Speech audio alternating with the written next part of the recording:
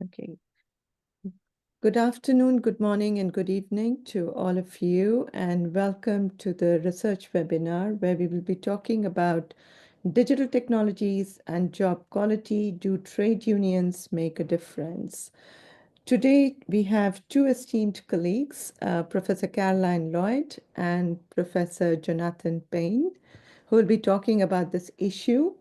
Professor Caroline Lloyd works at the School of Social Sciences, where she's teaching and researching in the field of work and employment, and she focuses on the political economy of skill, work organization, and labor market. She has done a lot of work on low-wage work, especially the causes and consequences, an area of interest for the ILO, especially focusing in the UK. She's been working with Professor Jonathan Payne over the last 5 to 6 years on a research project on digitalization in the workplace and the role of trade unions, where they have done a number of interviews with trade unions in Norway and UK. And today, what they're going to present is basically based on this project and this ongoing work. And both Jonathan and Caroline are also contributing to an edited volume that myself and my colleague Morgan Williams are doing on From Taylorism to Algorithmic Management, where we look at a multi-sector analysis of technology control and work experience. Professor Jonathan Payne is also a professor of work, employment and skills, and as you can see, he's from De Montfort University. He also works in similar areas like Caroline on skills, work organization, and labor market. And both of them have done quite a bit of work before that on digital technologies. And he's published quite extensively on the first round of the ICT revolution, especially focusing on call centers. They have been doing this work in a number of sectors like banking, food and drink sector, grocery retail, and logistics, and looking at how trade unions have been actually trying to bring about digitalization in the workplace and how they're able to ensure quality jobs for workers there. And today they're going to talk to us about whether trade unions make a difference, and more importantly, what is the role of institutions, whether strong or weak institutions help in ensuring that the quality of jobs at workplace can be protected or not. So over to you, Caroline and Jonathan. You have about 45 minutes to speak, and this would be followed by Q&A. Thank you so much. Over to you. Well, hello, everyone, and thanks very much, Uma, for inviting us to present our research on unions and digitalisation in Norway and the UK. And I think we will be able to show that unions do indeed make a difference. So just to say that this research was funded by the Leverhulme Trust, and it also involved our research assistant, Dr. Seki Jose. So this was a large comparative study, and it involved 4 sectors and 100 interviews with trade unionists. And we've been publishing several papers from the project that look at the findings from each of these 4 sectors. We're now trying to step back and we're trying to make sense of the overall findings from across the piece. So we have a website. It contains all our reports, and you're quite welcome to take a look at that, and the link is there below. So let me give a brief outline of what we're going to do today. So I'm going to give a bit of background to the digitalisation debate and our analytical approach. I'll outline our study. I'll say something about country contexts and our methods, and I'll give a brief bird's eye view of what we found. And then Caroline will really delve into the detail. She'll discuss some good and not so good examples of union involvement and influence. She'll then move on to one specific area which we know is important for the ILO, digital monitoring and surveillance. And we'll end by discussing some ways forward for unions. So, as I'm sure you're all aware, recent years there's been a big debate around the 4th industrial revolution, the impact of the so-called new new technologies, in particular robotics and AI. And Frey and Osborne famously sparked a very like a new wave of techno panic, suggesting that there were going to be massive job losses. We have, of course, been here before. Past predictions that technology would spell the end of work never happened, although work was impacted, and it wasn't always impacted in a good way.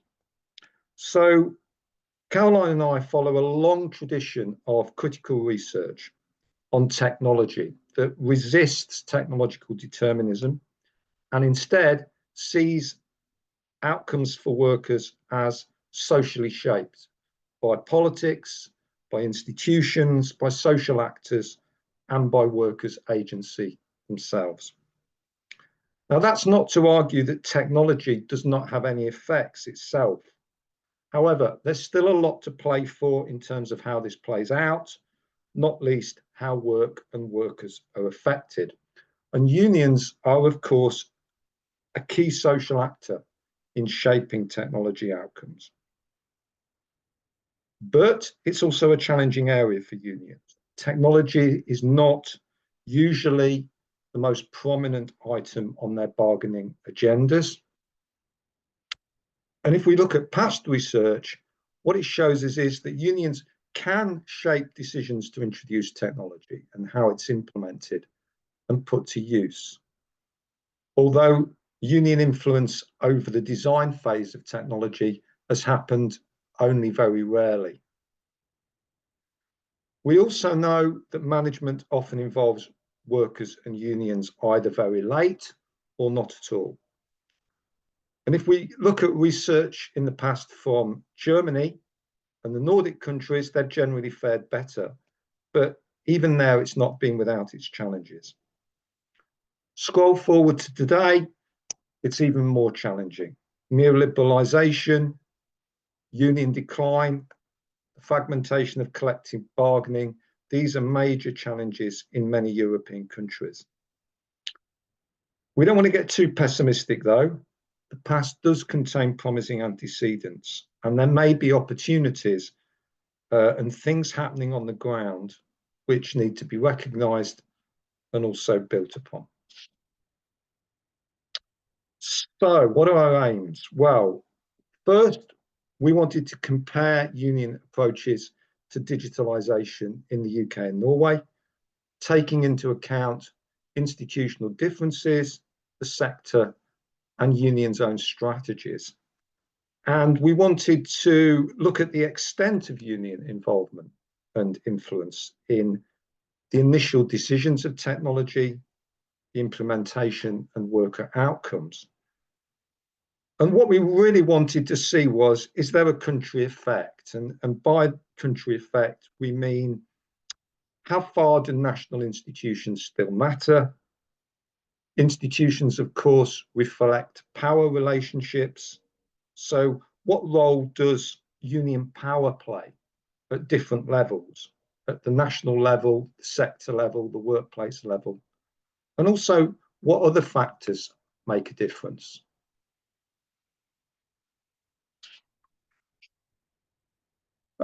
Okay, so I guess I'm not going to go into this much, but we adopt a multi-level analysis of unions' role in shaping digitalisation. And for us, the key point here is that power is key. Influence is closely bound up with union power.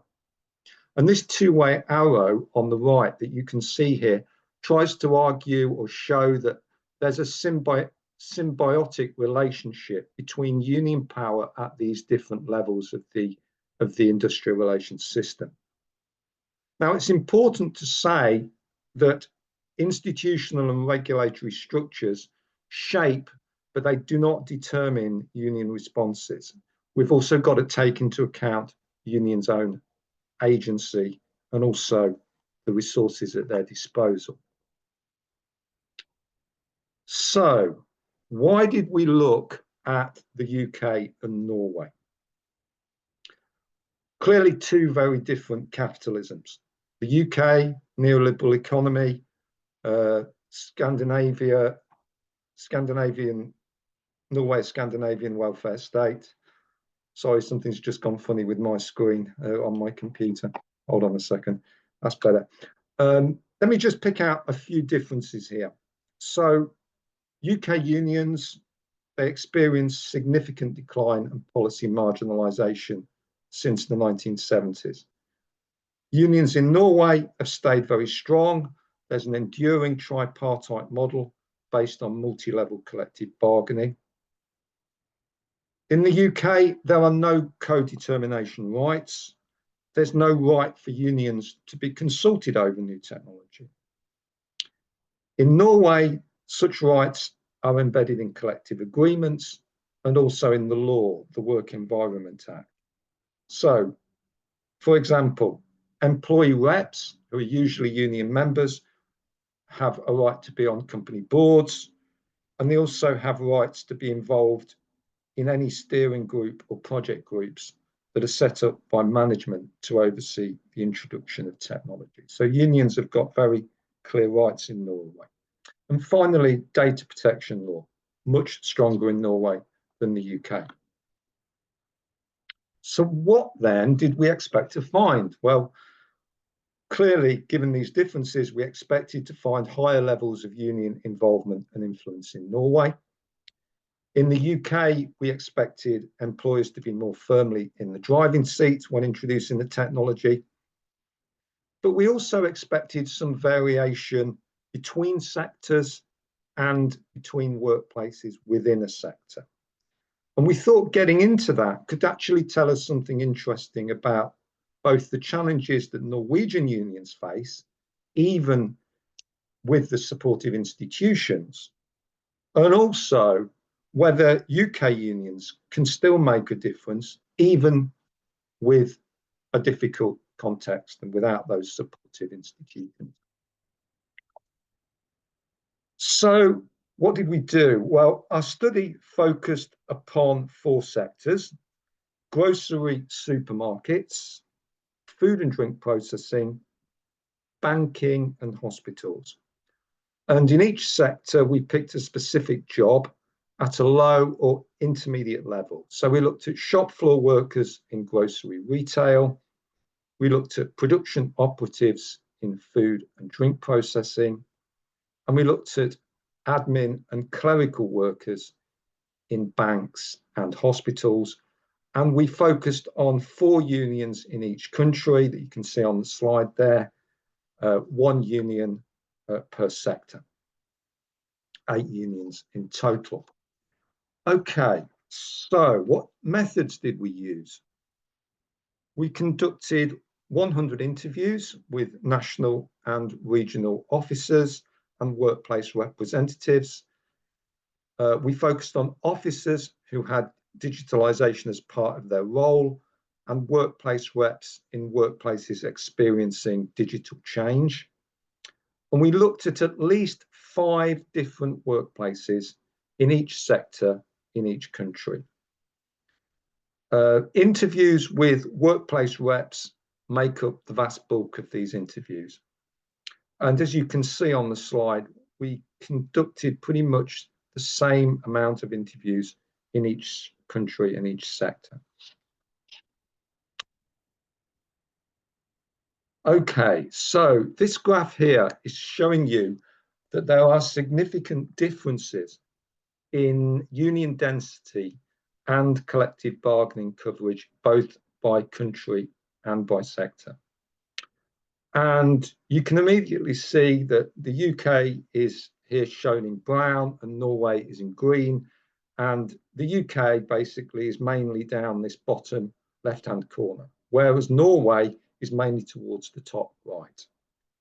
So the exception is UK public hospitals, if you like, reflecting the public sector industrial relation context where these country differences start to narrow. Retail is in the bottom left-hand corner for both the UK and Norway, although it's slightly better in Norway. Retail, of course, is a sector that's renowned for being very difficult for unions to organise in. Now, in grocery supermarkets, which we focus on, union density is typically greater than the retail average, and it can be quite high in some supermarkets. If you look at UK food and drink processing, it should be noted there are many non-union firms, but you can also find some highly organised ones in the UK. And if we turn to banking, again, you can see big country differences here. But some of the big banks in the UK do have long-standing relationships with unions. And again, density can be quite high. So what technologies did we find in use? These were the technologies that the reps identified they were dealing with. So the first thing to say here is there's lots of variation across the cases, and we don't find all these technologies in use in every case that we looked at. Now, in food and drink processing, it was mainly about robots and data tracking systems for efficiency, quality controls, and traceability. In hospitals, it's mainly electronic patient records and patient management software. In supermarkets, it's online shopping, self-service tills, and digital devices like handheld scanners for ordering and fulfillment. Now, some of these technologies are hardly new. So in supermarkets, self-service tills have been around for quite a while, though their use is actually increasing. In banking, call centres have long been saturated with digital technologies, particularly for monitoring workers. But what's changed there is the extension of online and internet banking and robotic process automation. Now, despite all the hype around Industry 4.0 and now 5.0, we tended to find that the pace of technological change is often much slower and incremental in practice. So in UK food and drink processing, much of the sector is still reliant on manual work and cheap labour. That's far less the case in Norway, although if you go into some fish processing factories, there's still quite a lot of work that's done by hand. So what were the union reps really concerned about, and officers? Well, in the UK, the main concerns tended to be around job cuts, cuts in hours, followed by redeployment. Why would that be the case? Sectors like food and drink, as I've just noted, tend to be less automated in the UK, and there's a lot less employment security in the UK and fewer social protections if you lose your job. So if you lose your job, and it's a reasonably well-paid one, the alternatives locally often aren't that great. There's also a punitive welfare system and little retraining support for you. So that's all very different in Norway. In hospitals in both countries, job losses are not a major concern. This is a sector experiencing increasing patient demand with an aging population, and if technology does displace you, there are usually other roles available. The main issue for workers, admin workers in hospitals in both the countries, is technology failures and poor implementation, which adds to workloads, stress, and can even put patient lives at stake. Think, for example, of the auto transcription of doctors' notes that leads to the wrong dose of medication being prescribed. What about employment trends? Okay, so this is a bit surprising. We only see a decline in banking in the UK, though not financial services as a whole. The big shift in banking has been branch closures and more self-service technologies. But in Norway, employment's actually been increasing. In food manufacturing, employment has grown by 6% in both the UK and Norway. In Norway, it's been a bit up and down because they had a lot of automation earlier. And there's now some reshoring as plants become more cost competitive. There's little evidence of massive job losses predicted by Frey and Osborne. That's not to say people aren't losing their jobs, though, as specific plants close. In retail, the story is one of very little change, while in hospitals, employment is increasing for the reasons that I've just mentioned.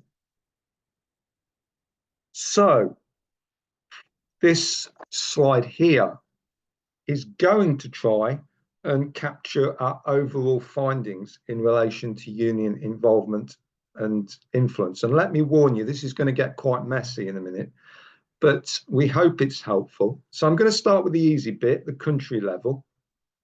So Norway, as noted above, it has much stronger institutional and legal supports and collective agreements for unions to be involved. And if we go to the sectoral level, it's reinforced in Norway, but it's stronger in banking and food. The sector has an important role in UK hospitals in terms of collective agreements and social dialogue, but there's virtually nothing in the other three sectors. Now, wait for it, because this is where it gets rather messy. If we go to the workplace level, there you go, it's quite complicated. Our studies suggest there's a lot of variation at this level. Now, generally speaking, as you can see, Norway in blue does better, but not always. There are some outliers. So in retail, there's not much involvement in either case. You can see here, Usdaw and HK are down the bottom. In hospitals, we found one good example in the UK, in Scotland, and that is shown by this little balloon in yellow above Unison there. So we did find some good examples in the UK, but mainly outliers.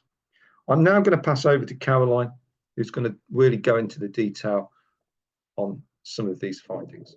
Thanks very much. So I start off by giving some good examples of union involvement and influence in Norway.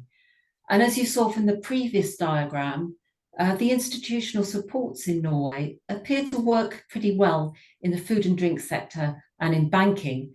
There are a few more challenges in hospitals, but retail is an outlier, and I will talk about that separately. So if we think about the three sectors and the good examples that we found, what we were told were that the unions were engaged and active in the formal structures.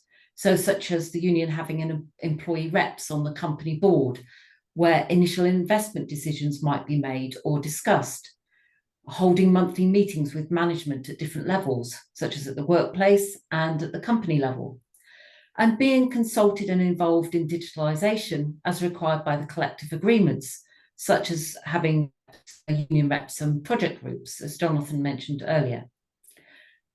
So when we asked the union, the reps, well, what does that actually mean in practice? And they talked about, in some cases, initiating technology. That was actually asking for digital systems to be introduced, primarily around improving health and safety, being involved in selecting technology, including meeting suppliers, frequently union reps being the steering groups of projects that were set up that go from the initial stages through to implementation in the workplace.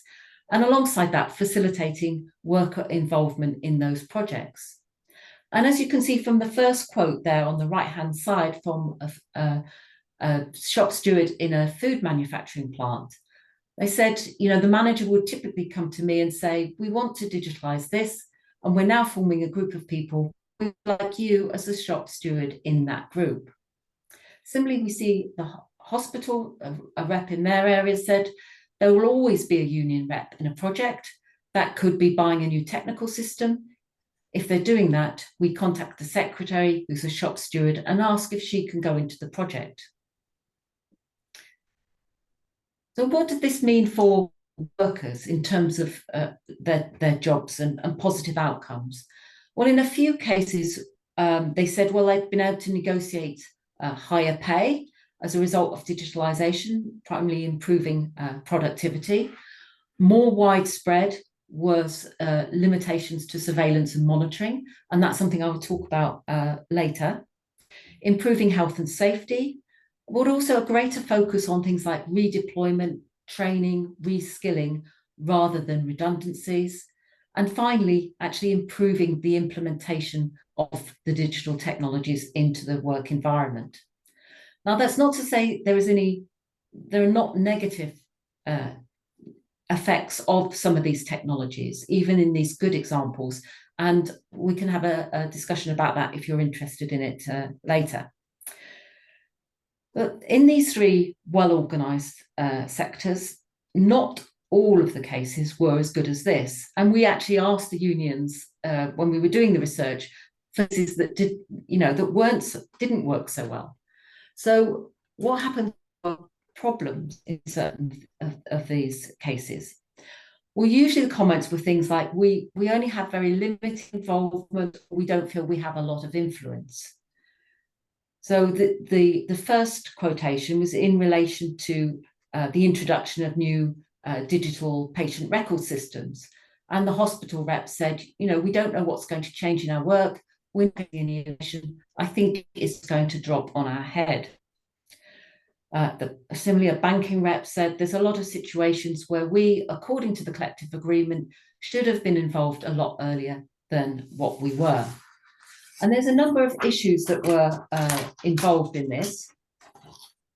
One of it was in some cases, the union had no employee representatives on the boards, so felt that limited access to early information or the potential for influence, or that they felt they lacked power or influence at that level to intervene in decisions at these higher levels. When we get to the workplace, reps talked about management often ignoring certain consultation requirements, particularly around early involvement or if the changes were relatively small. And this is kind of linked into the role of the reps, because it seems like if union reps are not proactive and not challenging in enforcing their rights, then management tend to do what they want, which is often means imposing technology unilaterally. So that's sort of some cases that we found in these three sectors in Norway. Now I want to move to talk to positive examples we find in the UK, within the context, of course, as Jonathan's explained, where unions lack the institutional and regulatory supports that we see in Norway. So we did find one very positive case, and this was in a Scottish hospital. And what's important to note here is that the hospital services in the UK are devolved. So England, Scotland, Wales, and Northern Ireland all run separate health systems that have increasingly diverged. So what we have in Scotland is the Scottish National Party have been in power for over 15 years. And when they came into power, they made a substantial commitment to what they call partnership working. Within the health service area, that means they have these national, regional, and local level partnership forums, which involve the unions and management, and at the national level, government as well. So the unions are expected to be involved and consulted on issues to policy and organisational change, including technology. So this is very different from the English system, where it's been managed by 15 years of Conservative governments, and they have not been particularly inclined to include trade unions. So what do we actually see here? Well, the union reps told us that, yes, they felt they had influence. They were involved at early stages of decisions over technology, might be purchased, visiting suppliers, and facilitating both workplace union rep and worker involvement in projects and working groups. And actually, to us, it seemed very similar to those good examples that I just spoke about within the Norwegian cases. And they said for workers, what they felt had improved was improved implementations of the digital systems, a much more focus on training, and some influence over things like staffing levels. And they did say, well, it's really important that this is enforced through strong local union organisation. And you can see there from the quote from a hospital local representative said, I think they realise if they don't involve staff, it's going to make life more difficult for them. And it's best if they ask people on the ground that's going to be using the technology. So it is important. This is a public sector case, and the importance of the role of government in Scotland. Within the outlier, when the cases we looked at in England, there was very little limited involvement by the unions in digitalisation.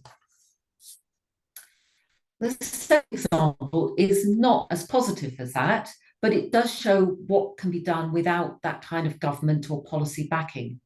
Now, this is the case of a manufacturing drinks plant. It's Unite the Union there, and this company is a large multinational corporation, has a number of plants in the UK, and they're very highly unionised and well organised, reflected in quite high wages for production workers. And this, in this company, it was one of the very few where the union had managed to achieve an agreement with the company to consult over technological change. And within the food and drink sector, that is quite rare. So the shop steward explained what's involved, this agreement. If they're going to change technology, they have to talk to us.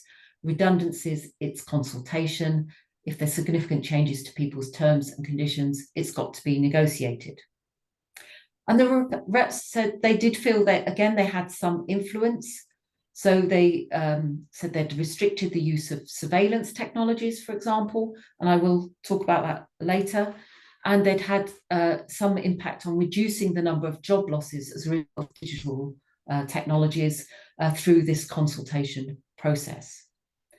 However, it's the kind of influence and involvement they have is nowhere near the kind of levels we see within the good examples in Norway. They're not involved in project groups, for example, or in early decision making or investment decisions and those kind of things.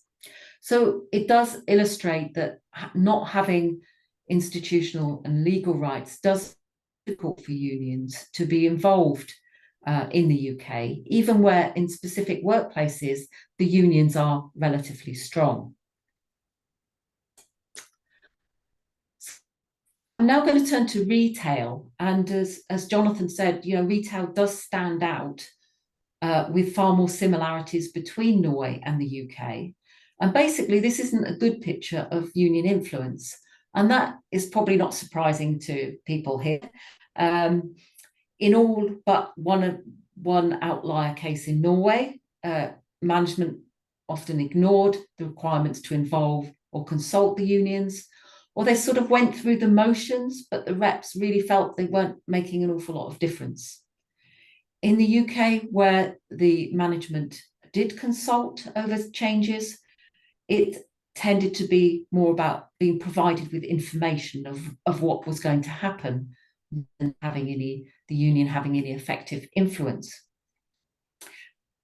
It's not that the union don't have roles in either countries, but they tend to very much deal with the consequences of digital change.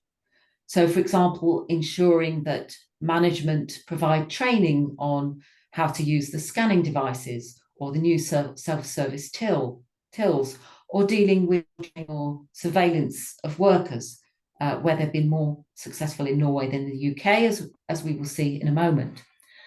Why is this the case? And none of this, I'm sure, will be a surprise. The common challenges within the sector, often resistant senior management or employers to union involvement, linked into that lack of active reps high turnover of staff makes it very difficult to organise in these kind of workplaces. And also, it is a relatively low-paid sector, often with insecure hours and insecure contracts, whereby digitalisation is perhaps not the priority either amongst the union or members.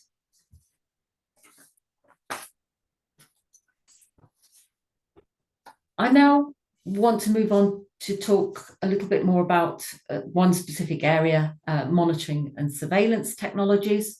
As Jonathan says, we know that's been a priority at the ILO, but it's also an area where we did find that unions almost across the board in workplaces had some influence or were able to make some difference. Generally speaking, what we found was that in the hospital sector, the union reps said among admin and clerical workers, this wasn't identified as an issue. So I'm not going to talk about that in what follows. And in this table, would you really just identifying the sort of general areas in which they spoke about the kinds of technologies that were there. And this again varied according to particular cases. So not all of them had all of these different technologies. Making a difference, again, as you won't be surprised, is undoubtedly easier in Norway than in the UK. So as a backdrop, in Norway, you have national collective agreements which require unions to be involved if workers are to be monitored, collected and used. In some sectors, this agreement is stronger and unions actually have to agree with it. There's the Work Environment Act, which includes statements about controls on workers must not create harm. And they mention things like stress, personal integrity, and privacy.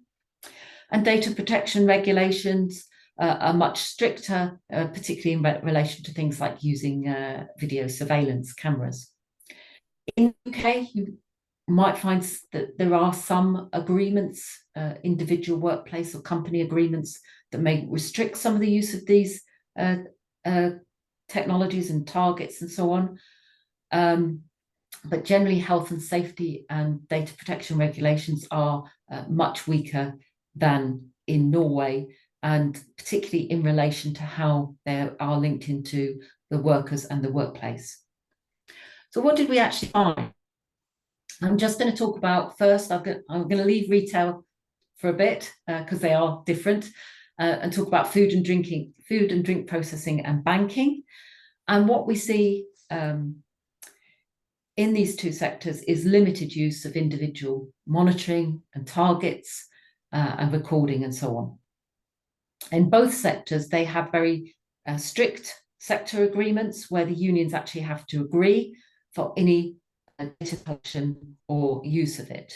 And as you can see from the first quotation from a banking rep, they can't measure whatever they like. They have to come to us and discuss what they're going to measure, and we have to agree with it before they can measure it. And we did speak to a couple of call center reps who worked in call centers. And as Jonathan mentioned earlier, we know there's intense monitoring in many call centers of calls, recording calls, time call length and time on the phones. And they said in most cases that doesn't happen in Norway, in Norwegian banks. However, you can have collective agreements and regulations, but it doesn't mean employers always follow the rules. And the role of workplace reps is very much about enforcement of those rules and agreements. And you can see in the second quotation there, in a food processing company, management tried to introduce cameras a couple of years ago, and the health and safety reps said that this is not okay. The company shut it down. I think they also learned a lesson. They can't do that again. If you don't have a proactive rep, and we did see that in some cases, then management can go unchallenged, or the union reps may be pressurized by management into agreeing to some form of agreement, individual data collection. And one of the concerns that was raised by a couple of reps was that whatever the collective agreement says, or however much you try to enforce it, data is often collected because it's embedded in the actual technology. So how can you be sure that it's not actually being used covertly by management on an individual basis or contrary to the collective agreements? So that was felt to be a challenge for the union moving forward.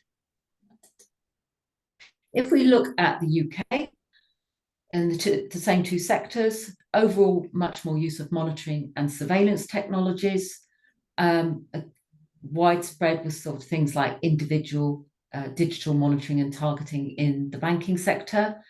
And for call centres, it's what we might expect, as the first quotation, every single system I log into, every customer interaction I do, every refund that I do is monitored and logged. And of course, this has been going on for a long time within call centres, and it's not particularly new. Where we did see some change within particularly banking was some use of video surveillance in the workplace. And it seems like that data protection regulation doesn't give workers a lot of protection. And there were some examples in both sectors of the use of cameras to watch workers. And we see the unions playing some role in relation to these technologies. Some unions had made agreements to restrict the use of cameras and targets as well, which then makes it easier if local management were trying to misuse them. We also see examples of using health and safety arguments to deal with these kinds of surveillance methods and targets. And I just want to give an example of that. So of the second quote, which was from a case of manufacturing. This was the drinks company that I mentioned earlier, which was quite a good example.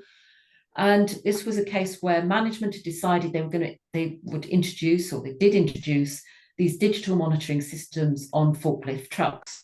You can see there a picture of the kind of forklift trucks they have moving products around the large site. And the union convener said in the second quote, a screen that tells them where to go to, what pallets they pick up, and a task rate. It'll monitor when they log off to go for their break. And it's died a bit of death, to be fair, because we objected to it.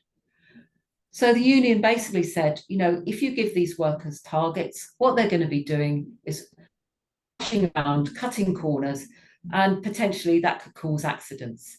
So if you think about one of these trucks hitting somebody, the outcome could be quite serious. So management did end up withdrawing the system.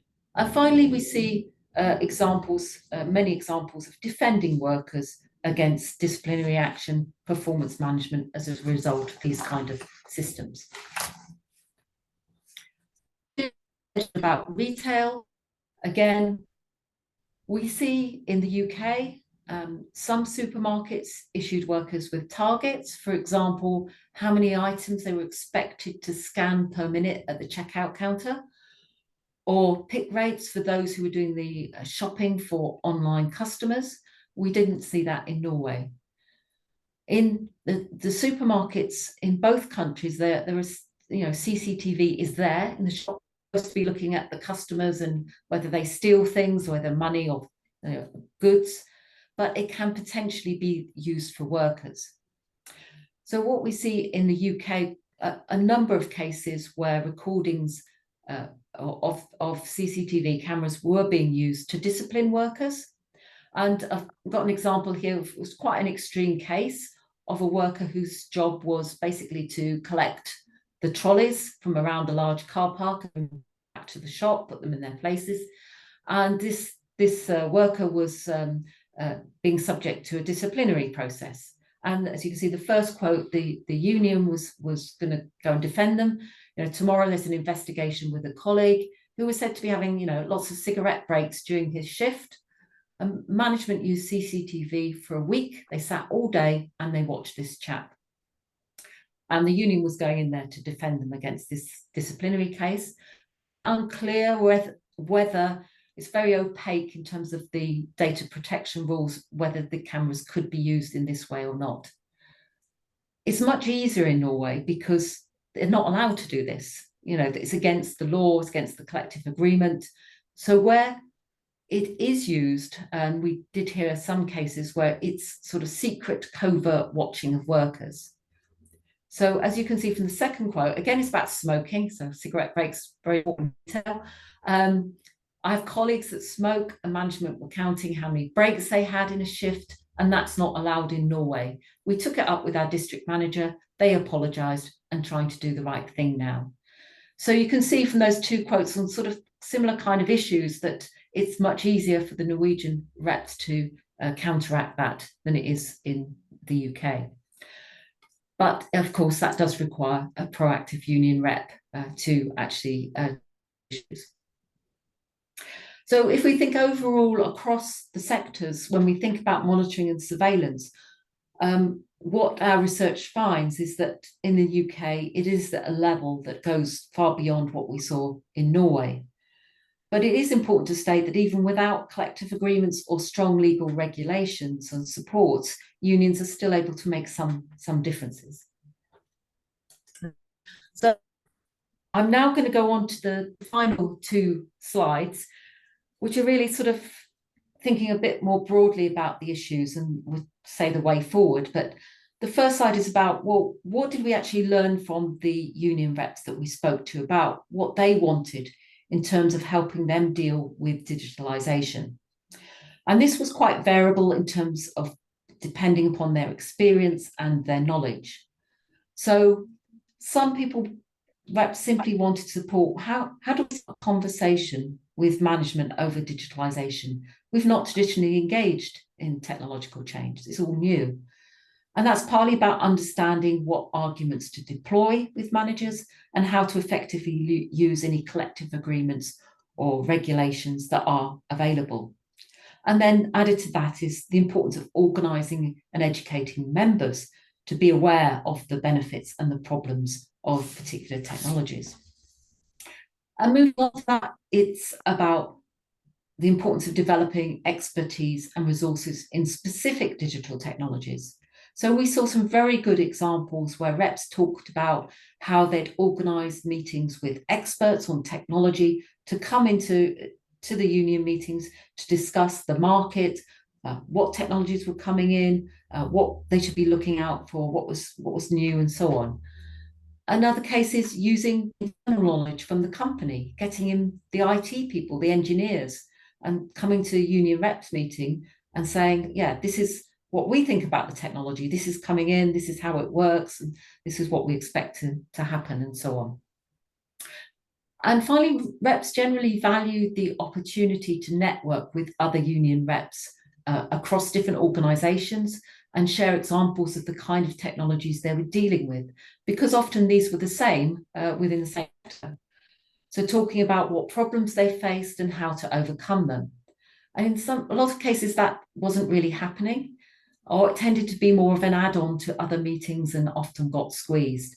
So it does seem to be important to think about dedicated meetings that are specific or networks that are specifically looking at technology. Looking at the bigger picture, I mean, our findings really do say, as we started at the beginning, institutions do matter, and we see Norway shows us a better picture. In some ways, that is what we expected. But you also need that strong workplace organisation, proactive, knowledgeable reps, willing and able to make use of their rights. But of course, we don't all live in Norway. And I think hopefully what the usefulness of the UK cases show that unions can still make a difference. And it's really important thinking about the role of regulation, like health and safety and data protection, and that unions continue to lobby and campaign to strengthen these and push into new areas. So things like the right to disconnect, which has been quite prominent and successful in various places over recent years. And part of that is important for unions to try to shape the narrative, really presenting those good stories. And we found many of those where unions are involved in digitalisation and that it's having positive outcomes. And it's also helped to avoid some of the problems that go wrong when digital change is top down. And we came across a lot of these examples as well, from things like mass data breaches, system breakdowns, and very, very lengthy implementation processes and periods. It's also important to continue to resist harmful technologies, which of course is not always easy. Important to share approaches within and across countries, and ILO is obviously trying to do that. And it seems particularly critical to do that when dealing with the large-scale tech projects developed by big tech, and we saw a lot of that within the hospital sector. Once these technologies are embedded within the system, it's then difficult to influence them. And it does raise lots of issues about what happens to our personal data, who's controlling the system, and ongoing dependency. And finally, I think our findings show that the pace of change is very variable in terms of technologies. And it really brings us back to the start and what Jonathan was saying. I think digitalisation and AI is often overhyped, and it's important not to get too fixated over the latest tech possibilities while overlooking the technology, the kind of things that we find which are far more prevalent in most workplaces. So I know we've covered quite a lot of material. There's a lot more behind it all, of course, and I hope we've given you things to think about and provoke some thoughts and reflections in this area. So we very much welcome your questions and comments. Thank you so much, Caroline and Jonathan, for this very rich, fascinating presentation. A lot to learn. And I think I really like the compelling way in which you have done this presentation, bringing together the 4 different sectors, 2 completely different countries with different institutional setups, and the role of the unions within it.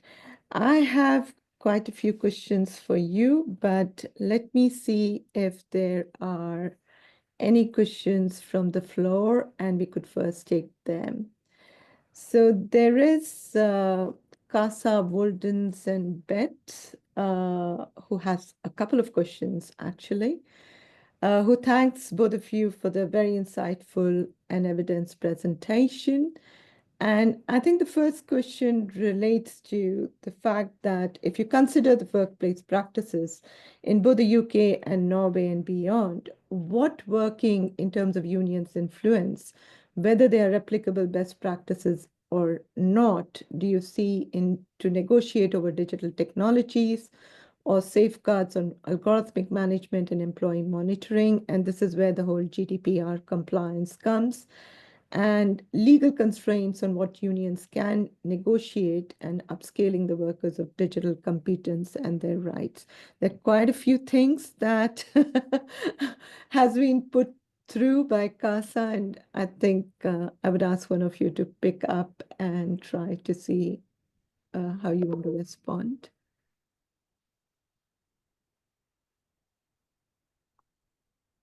Caroline, do you want to go, or is Jonathan going to take over? I'm just trying to get my head around the question. It's quite complicated. Yeah, it's quite a big one, isn't it?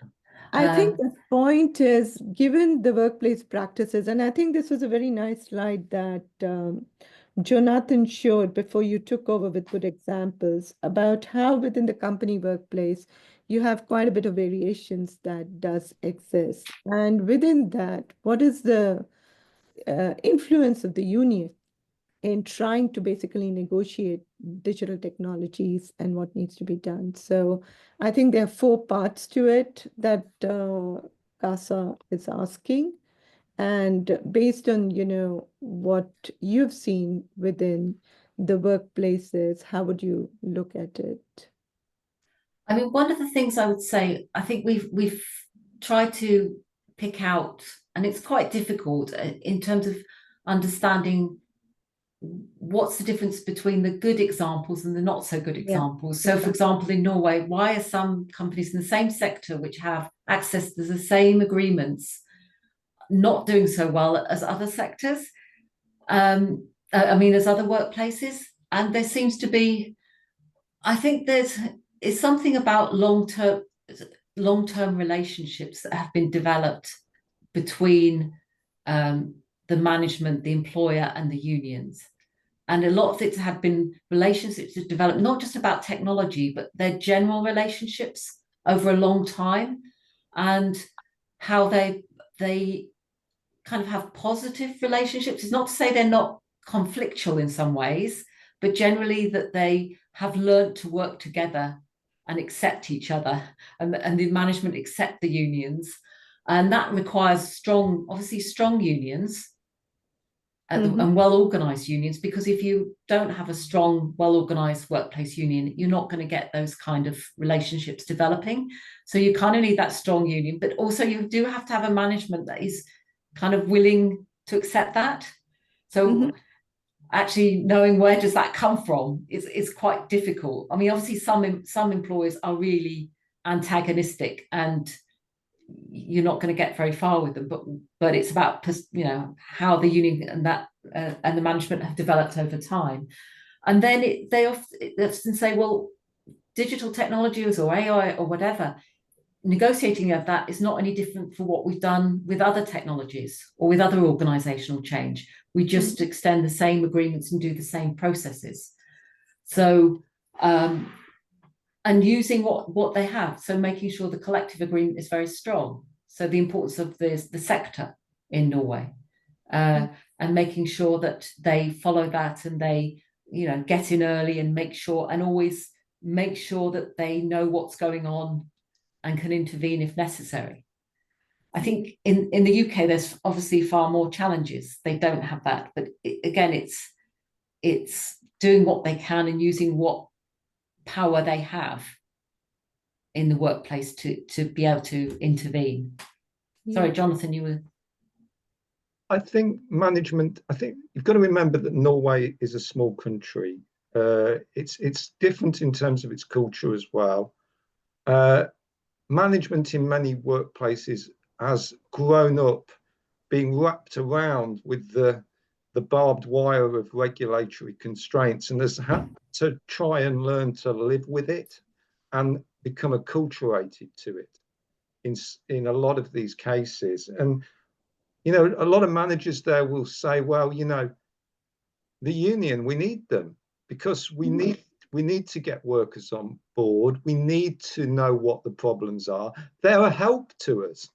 They actually help us to do this, and things then can get something of a momentum that you know, where both sides think, well, actually we can work together on this. And there you see the best examples of the Norwegian model, which is often famed for its cooperation and consensus building. And it works in some cases, but not everywhere. And as Caroline said, you know, where's the origins of it? And clearly, if you dig down deep enough, it's into the union power at a national level and creating the institutions. You know, it's a high wage country. You know, if you're in an exposed sector like, you know, food and drink, there's quite a lot of automation because you have to be competitive. And you need the unions to go along with that. You need them to actually, there needs to be a mutual gains bargain, high wages, good conditions, and union involvement.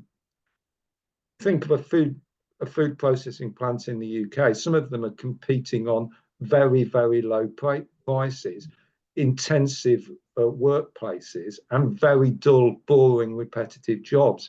It's going to be very difficult for unions in those plants to get traction around new technology. Okay, related to what you just said, there is a question from Professor Greg Bumber that I would like you to take. To what extent can differences be explained by different policies, densities, and strengths of employer associations in the two countries? And I think after that, I do want to come back to the GDPR question that is there. So if you want to take this, and then we take on the data regulation.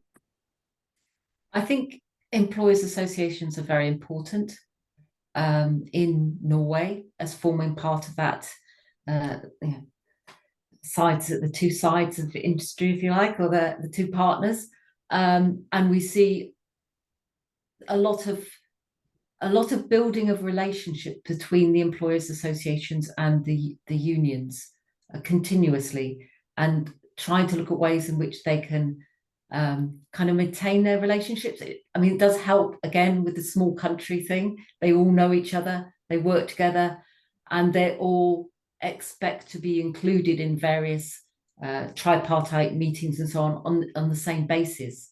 So we do have very strong employers associations, particularly in food and drink and the banking sector.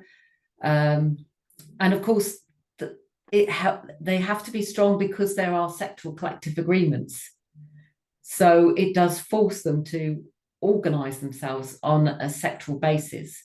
The food and the retail one it's probably not so strong, but again, that there may well be the reflection if the union side's not particularly strong, then the employers association may, not be particularly strong.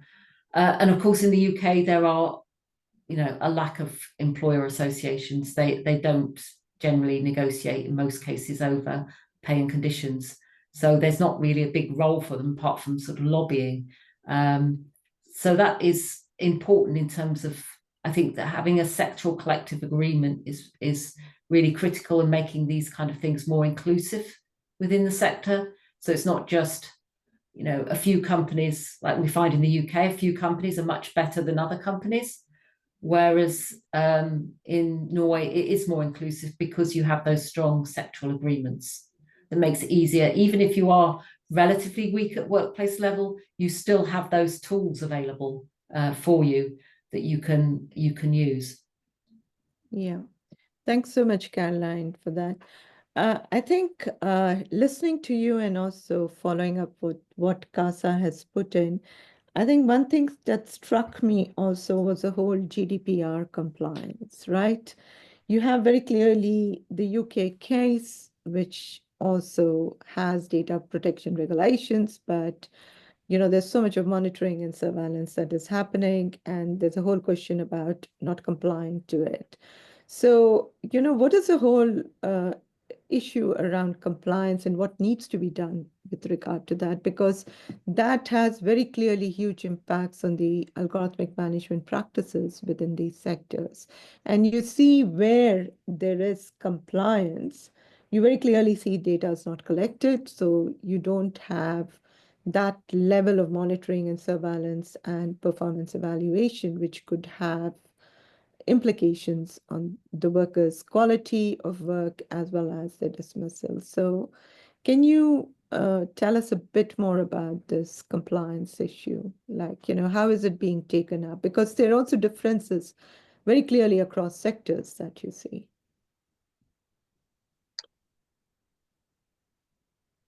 I mean, I think in the UK, it's about trying to strengthen the GDPR law in the first instance in order to ensure that workers are properly protected. I mean, there was one example we had in bank branches that we looked at where mystery shoppers had come in and covertly videoed the worker. And, that would not be allowed in Norway.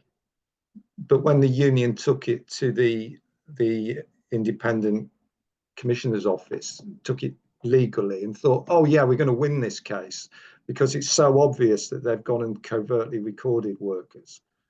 They actually lost the case and were flabbergasted at how weak the law was. So I do think there is an issue about how management can use surveillance in the UK, even with existing GDPR law. But I also think there's a challenge around, I'm not sure whether you solve this through the law, but there's a challenge around the fact that you can't know what data is being collected by management. The unions can't always know what data is being collected and how it's being used. How would you regulate that? How would you actually regulate companies to do that? And if you're a union, you can't really know what's going on until management actually does something with the data. It tries to link it to performance management in some way. So what was hidden becomes overt, and then you can try and resist it. Yeah. Caroline, do you want to take on? Yeah, no, I agree. I think compliance is probably more of an issue in Norway. And Mhm. that's where the union reps are really important to ensure that management are complying with the rules. Whereas, Mhm. as Jonathan said, in the UK, I think it's more about the opaqueness of the law and Mhm. the difficulties of it. And because there's only the law, there's not so in Norway they also have the collective agreements where they talk about the kind of data that can be used and collected and so on. Whereas the UK, we're just relying on the law on its own, the regulations, and they are not specific to the workplace. So we had another case, the case I talked about, the supermarket trolley one, where they were watching them. They said, or as long as they say we're using these cameras for this purpose, and you know about it, then they can use it. And they didn't say they were using it to watch workers. So they said, oh, we're using it because the worker is stealing. The worker's stealing time because they said the cameras are used for theft. Mhm. And they were trying to make an argument, so the law is not kind of clear, and it's not very specific in relation to the workplace and workers' rights. So I think there is a need to strengthen that legislation and make it relevant and to the workplace rather than just as a general citizen. And the commissioner's office is very weak as well. They only tend to get involved where it's mass data breaches, where people's names and addresses sort of are leaked out by a telephone company or a bank, Yeah. not sort of individual cases. Yeah. It's kind of it's not very effective. In I, Norway, a lot of the time, the reps are fairly confident that if they catch management out doing what it shouldn't be doing, that they can invoke the law or they can go above their heads to the company bosses and point this out, and they'll have to back down pretty quickly. I think that's definitely Yeah. except in retail, yeah. where even if they know that management is, say, spying on them in the back office with the cameras, there can still be fearful if you're a sort of an isolated worker there in a little store, and you're worried that if you say anything, you might be victimized and get worse shifts or something like that. And again, that comes down to the power that you have and the backing that you have, and whether you feel you can challenge management on that. Yeah, I think I what also comes out very clearly is, as you very rightly say, strengthening the law for workplace, because where you have collective bargaining agreements and strong unions or work councils, as we see also in the case of Germany, you do find GDPR being effectively used to ensure that data collection does not take place. But where it is not there, I think it becomes a big issue then how to use the law. So clearly an area where we need to work. It's And also yeah. it's also very clear in Norway as well, in the food yeah, processing sector, you can't actually use data to link it to an individual. You yeah, can look at how a group of workers perform, but under the collective agreement, you can't actually use it to pick out one individual worker. yeah, I also wanted to say there was a link back to the earlier question about employers associations, yes. because again, that was something we found in Norway, was that if they found there was a problem with a company, Mm-hmm. then they would go up to the employers association. So they would take it up and say, well, right, the employers association should sort out the company and make sure they're following the agreements. So again, that shows an important role for the institutions at different levels. So you're not just dealing with a company who says, well, we're not going to do this or that. The employers association would step in and say, we have this agreement, you're a member, you have to follow it. So that's another important point. Okay, thanks a lot. There's another question from Peter Butler, has a compliment, very thorough overview. He says that as you point out, power is central. I suppose another issue is trust. Do you have any data on this and the extent to which this shaped outcomes?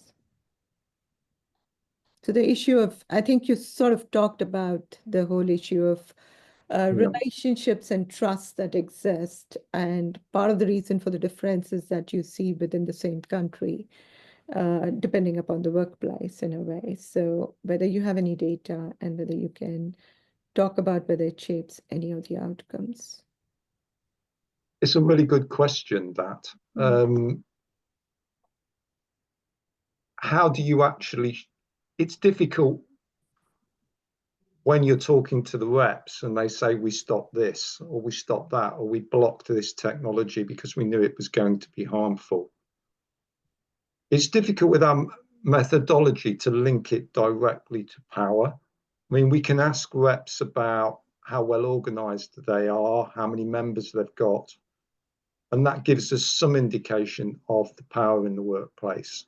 But obviously, there's the historical power that's gone into building up and defending the institutions that made the collective agreements, that made the Work Environment Act, that made the law. And clearly those are really important as well. So you've got to accept that it's power over time, historically, that has underpinned the building of a different set of institutions.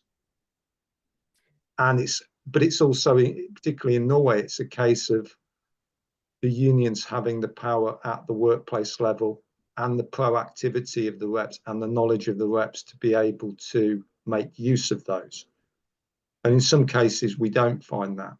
We do have a paper on the food and drink processing sector, which specifically explores the relationship between power at the national level and at the workplace level.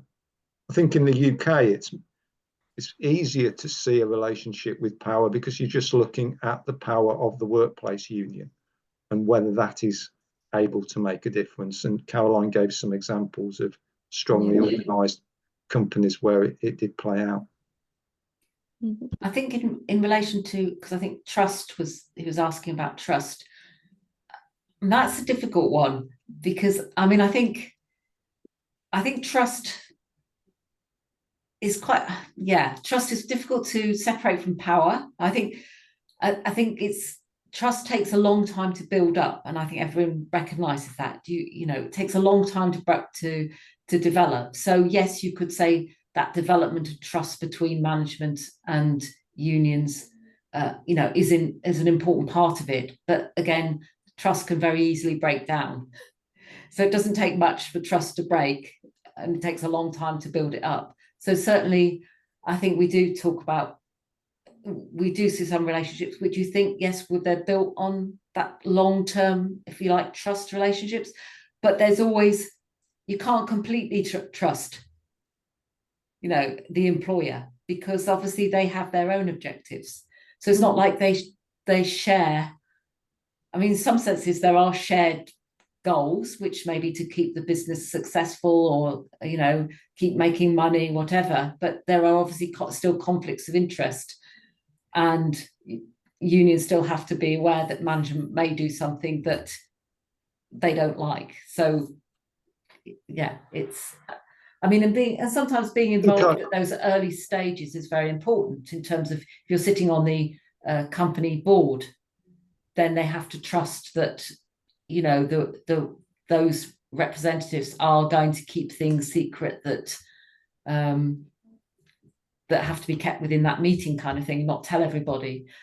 We've heard cases in the UK, well, you have to sign confidentiality agreements if you're going to be in this position because we don't trust you. So there are different elements, but it's a tricky one, trust, I think. It's tricky to actually define it. I'll just say as well that I think there's a political economy of trust to some extent, that in Norway, there are institutional supports that mean you can have, in where it works, a sharing of gains, a sharing of mutual gains, because there's a power balance there. And trust is nurtured through the institutions that are embedded over time. But in the UK, I mean, in some of the food and drink plants, some of the unions were saying, we do talk with management, we do get along, but it isn't a partnership. And we wouldn't let it be a partnership because we don't trust them ultimately. And that's reflecting, in a sense, even though they're not weak unions, it's reflecting a lack of institutional supports for that kind of trust building. I mean, there's a lot of stuff about this in, you know, the Scandinavian model, and we shouldn't think that the Scandinavian model isn't facing challenges as well, and it's been chipped away and eroded in places. But some of it remains robust, and some of it works, and the institutions do help to facilitate trust and joint working. And we see that in our positive cases around technology. I have a question following up on that. You know, in your presentation, you did talk about, especially when in the Norwegian case of initiating and selecting technology, where the union rep is in a project right from the beginning involved, and even when they are buying the new technical systems and all of it. So, what is the basis of that? Is there again a non-confidentiality situation, or is the rep supposed to be just representing, or can the union rep go back to the workers and discuss about what the management is actually discussing about the kind of technology that they are trying to bring about? Or I wanted to hear a bit more on that, because that gets back to the question saying, does it lead to creating more fears when they get to know this is what the management is thinking about? Or is it much more, this is what it's thinking about? Can we input uh, into that discussion as to what workers think? And to what extent do they have a real say in the buying of the technology itself? And how much knowledge do they have? I always wonder, you know, there's a whole lot of questions that are there when you get into that discussion. So just if you could shed light, and then there are two important questions that are there from Professor Julia Shaw and Sharon Martin that I do want to ask, but I just wanted you to reflect a bit on this. Yeah, it's an interesting question. And I think it's probably quite varied, but certainly because the people that they get to go say and look at the technologies are the people who are working in the area. Mm-hmm. So they will have a union rep in that particular area, so they will have knowledge already of technical systems. And of course, I mean, how much knowledge they have compared to others in the team. So they will be part of a team so they often talked about there might be 5 or 6 people who would go. Mm-hmm. The production manager could be the rep for the particular area. It might be an employee who's relevant for that area who would go and have a look and discuss it. And they did seem to think they had, a sort of, almost an equal influence. Although other cases they talked about, yeah, we went along or we preferred this one, but they chose another one. So those cases did vary. But I don't think we got any particular views. Nobody mentioned things like confidentiality agreements. And no one said that it made them more worried. Okay. In that sense, it was more, yes, we're involved and we can then have an influence or try to influence it. In some cases, they might be saying, well, why would you want to do that? Or have you looked at this other area? So yeah, I think it's quite varied. And in some areas, like I think sort of banking, it's very hard to do it. So there was much less of that. It's much more a kind of, particularly in the hospitals, I think more in the food and drink manufacturing, where they were involved at that kind of level, as in terms of looking at going and looking at particular technologies. It's almost easier to see a robot and how that works than that is to see a sort of something that's more, computer program or an AI bot or something like that. Mm-hmm. Thanks a I mean, lot. in a lot of cases in Norway, unions are saying, we're not fearful of the technology. We want more technology because we want to be productive and we want to be competitive. And sometimes it's the case of the union, and this is interesting, that's pushing management to bring in the technology to actually reduce the labour cost to make the plant competitive. Now, I'm not saying this is across the board. I'm not saying you would find the same story in every sector, but certainly in the exposed sectors with the high wage level, unions are very pro-technology and they're not fearful of job losses. They see technology as saving their jobs, as protecting their jobs. Super interesting to hear, in a way. I do have a question on employment, but before that, Professor Julia Shaw has a question. She says that the development of appropriate legal protections and regulations is being outpaced by the rapid speed of change. What do you believe are the main challenges and primary tasks for the legal institution, and would Norway be a good example in this? You do allude to something about Norway being an example or not. She has another question. I don't know whether you want to take that two together or take it afterwards. This is much more about worker participation being vital, especially in the UK. And her question is about the insufficient legal protections and lack of understanding of different impacts it has on different professions, and what is needed in terms of robust regulatory reforms, and what would be some of the primary ethical considerations. First of all, I've got to thank my colleagues at DMU for asking some very difficult and challenging questions for us. And she has one more for you, that Yeah. unions are pushing for tech innovation is astonishing. That's actually my reaction, because I am very surprised too. So, so it's interesting to hear, actually. Yeah, over to you both.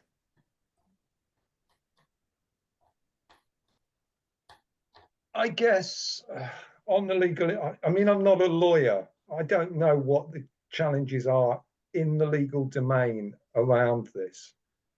I think there's probably something here, if I'm really pushed, about ethical design, particularly around monitoring and surveillance, and whether there can be legal constraints on how designers design technology. Somebody has to design a technology that is going to be used for monitoring. So if you think of something like Active Track that's trying to, track workers' movements, or if you think of something like the technology that records their keyword keystrokes, or the technologies that are implanted in the skin. Now, I'm not saying we find these in our examples, in our study, but those technologies have been designed by designers and they have implications for workers. Why were they designed in that way? Why did the law allow them to be designed in that way?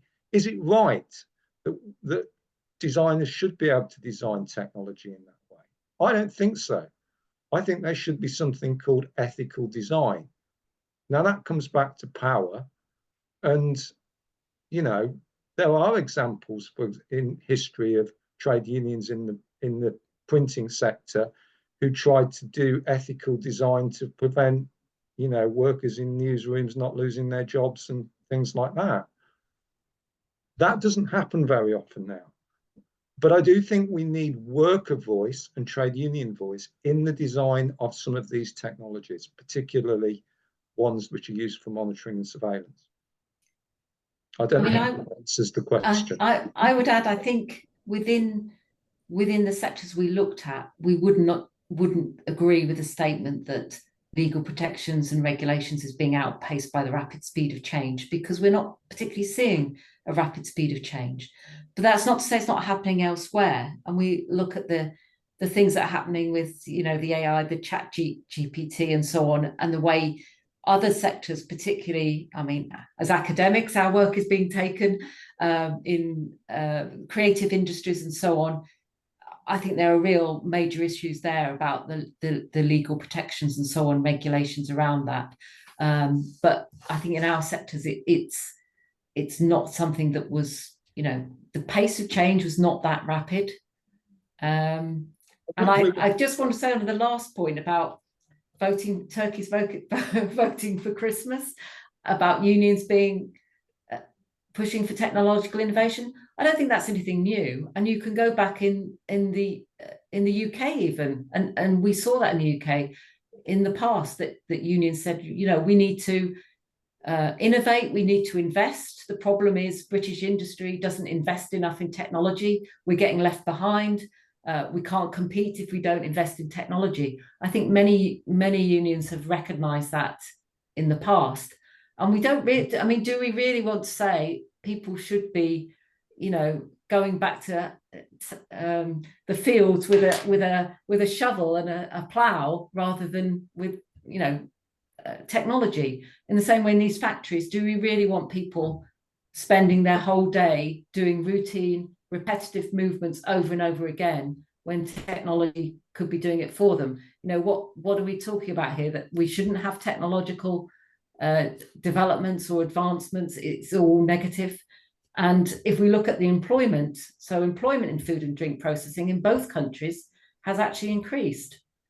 And the Norwegians talk about reshoring, that because they're invested in digital technology, they can be much more productive, and therefore, you know, employment is actually increasing. So I don't think we can be completely negative about all technological change and say that this is the end of work.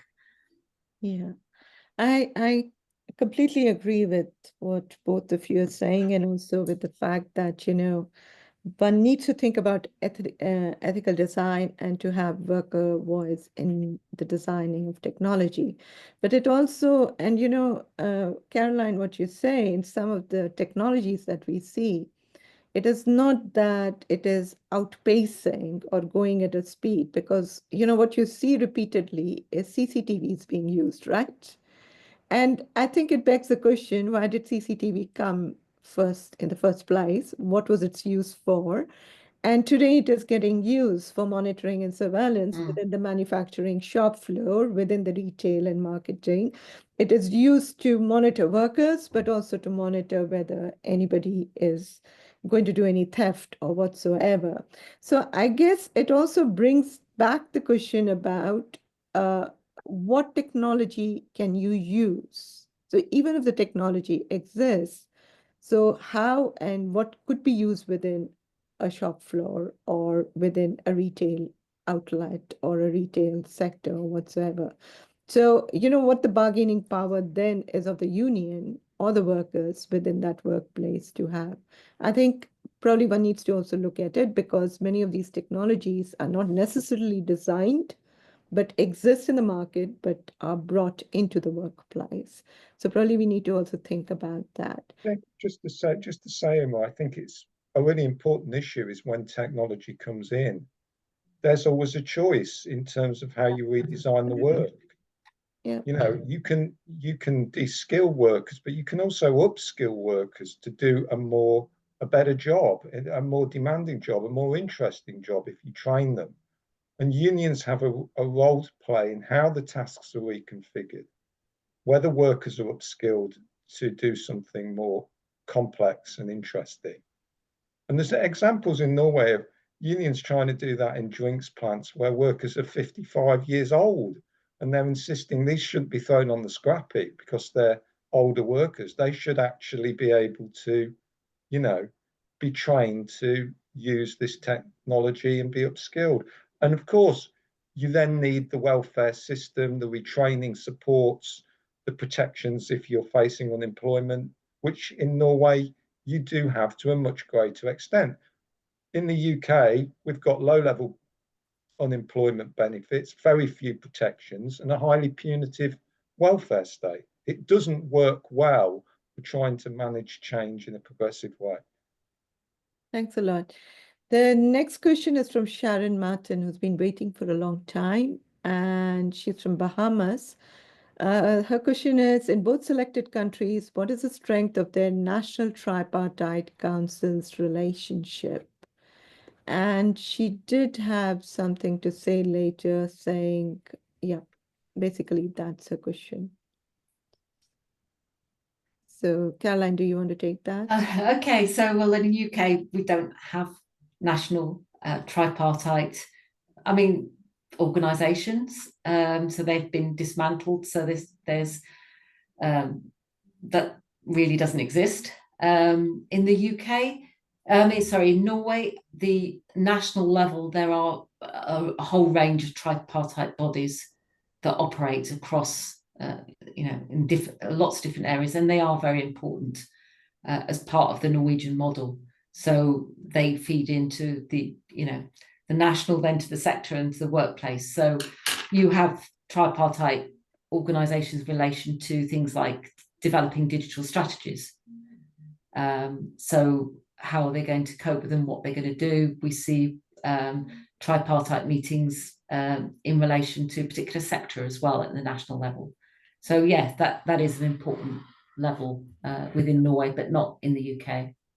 Okay, thanks a I lot. think that's vital, because if you don't have that tripartite institution, if you don't have that voice at that level, I think you're going to have differences across countries in terms of the extent to which they see new technology as a threat or as a potential benefit. I think you're much more likely, workers in the Scandinavian countries are more likely to see technology as something benefiting them if they feel their unions have got some shaping role through tripartite institutions.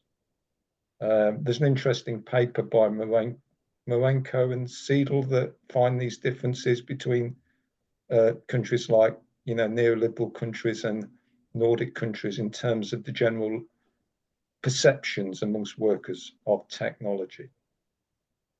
Okay. Thanks a lot. We are back into the questions around trust. There is a comment from a colleague of mine, Dorothea. Trust is an invisible labor market institution, very clearly. And the Scandinavian unions did not have a Thatcher experience. But Jonathan Rose has actually picked it up and said, indeed, trust is important, but there's a question about trust in order to what?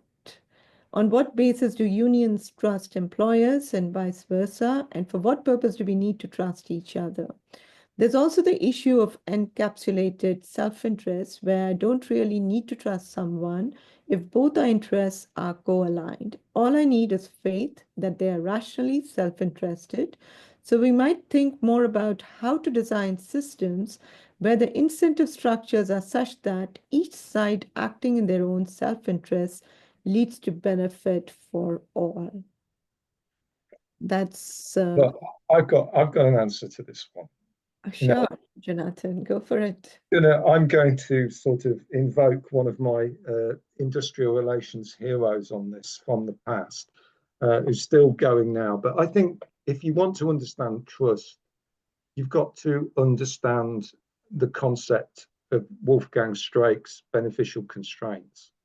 This is not it's not a nebulous thing.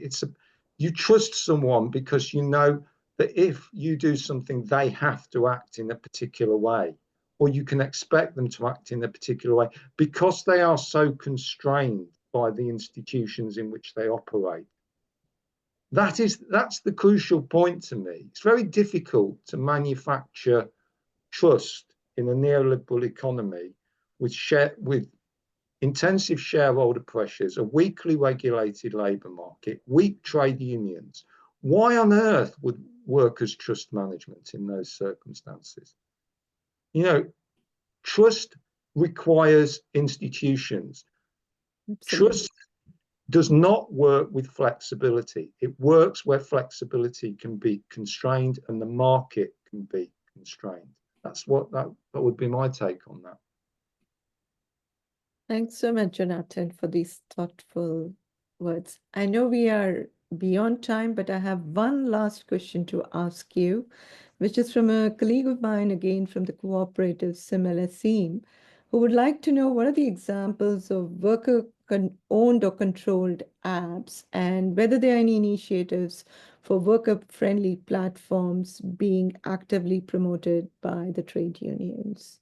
So whether trade unions have come up with their own applications or systems to actually address some of these issues. This isn't something that we've looked at as part of our research.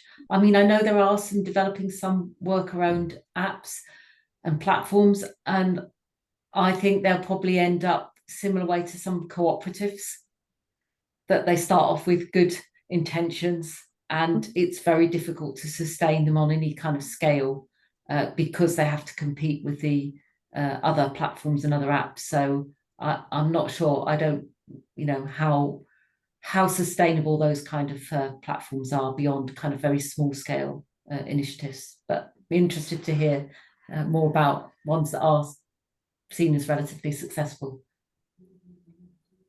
Thank you so much, Caroline. Jonathan, did you want to also say something there? Okay. Let me really thank you both for coming and speaking at the ILO. And this was really one of the most fascinating sessions we've had. I would really encourage all of you, if you've not read their papers, to check them out, because they've been writing on the subject for the past 5 to 6 years, and there's a lot of fascinating information there. So thank you once more. Thank you very much once again. And we'll be in touch, and wishing you all a very nice evening and a very good Easter break. See you all in May. Have a nice evening. Bye. Thanks, everyone. Thanks, Emma. Thanks for inviting us. Yeah, really enjoyed that. Thank you. That was a very rich discussion. Bye. Bye-bye.